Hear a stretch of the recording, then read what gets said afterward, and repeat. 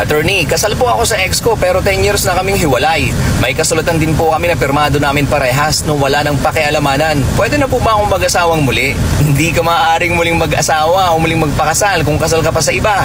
Kahit po may kasunduan o kasulatan kayo na wala nang pakialamanan sa isa't isa, against public policy kasi yan at paglabag sa family code kaya't hindi pinapayagan ng batas.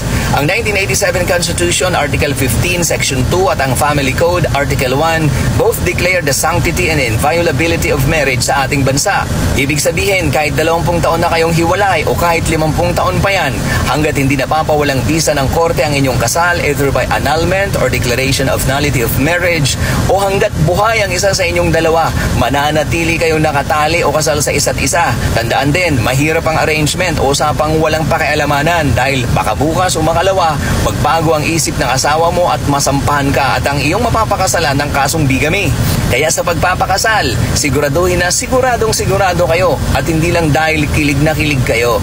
Dahil ang taling mag-uugnay sa inyo at ang palitan ninyo ng I do's ay sadyang panghabang buhay. Ika nga ay till death, annulment, or declaration of nullity of marriage, do us part.